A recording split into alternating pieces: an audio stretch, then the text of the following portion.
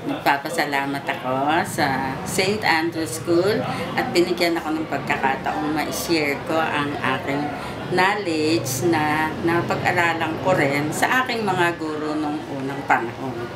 Okay.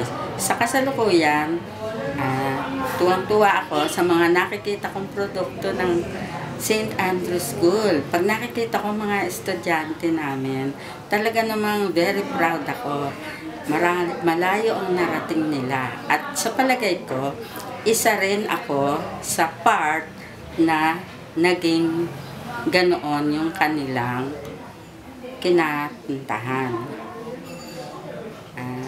Nagpapasalamat ako sa lahat ng mga administrators, mga gurong kasama ko, at nabigyan din nila ako ng pagkakataong mabuhay ng masagana sa sa kaibigan, maraming kaibigan. Number 1 sa akin ay ang pagpapasalamat sa mga values na natutuhan ko sa mga CICM priest at saka sa aking mga fellow teachers na talagang super babait sa amin at sa mga estudyante na rin. Marami rin akong natutuhan sa mga estudyante. Siyempre, hindi lang kayong mga estudyante ang natututo. Kami rin, natututo rin kami sa mga bata. Habang nagtuturo kami, meron din kami nakukuha sa inyo. At doon lumalawak ang aming kaalaman.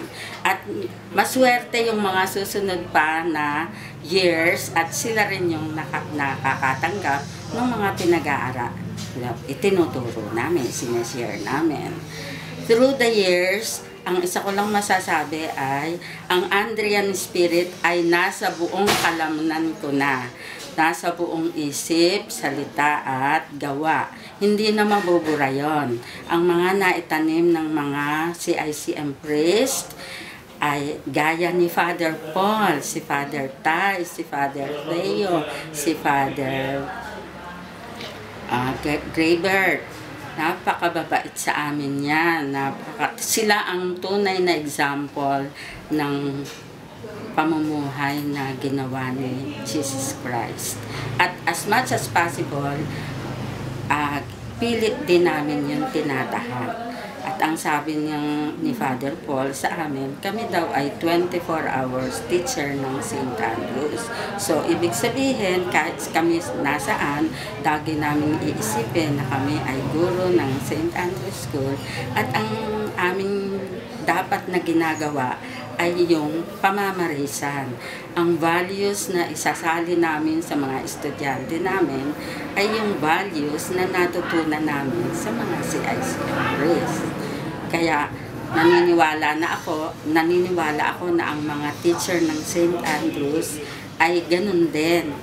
Naris sa kanila rin ang mga Andrean Spirit. Ganon din ang mga estudyante namin. Pag nakikita ko nga ang mga estudyante namin, napapansin ko na talagang Andrean sila. Pag may nakaangkas kami, kagaya nung minsan may nakaangkas kami sa jeep, sabi ko, Andrean to. True enough. Nung nag-uusap-usap na kami nila Miss Cabrera at saka nila Miss Santiago at sabi, Ma'am, ako po si ganon. Yan, nakilala. Yan. Ako po si Mrs. Tina Pajarillo. Sana po maalala ninyo ako hanggang ngayon. Ini-invite ko po kayo sa ating pasasalamat 2015 sa November. That is homecoming, November 21, 2015. Sana po lahat tayo ay makarating dyan sa araw na yan. At magpapasalamat po tayo sa lahat ng mga naging parte ng buhay natin sa St. Andrew School. Salamat po.